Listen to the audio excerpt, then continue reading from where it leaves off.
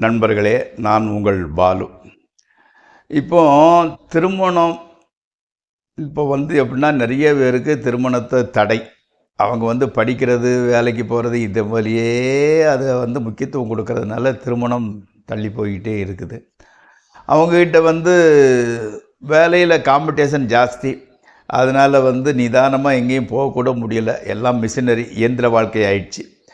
இப்போ ஜோசியர்கிட்ட போயிட்டு ஜோசியம் பொருத்தம் பார்க்கணும்னா கூட அவங்களுக்கு நேரம் கிடைக்கிறதில்ல.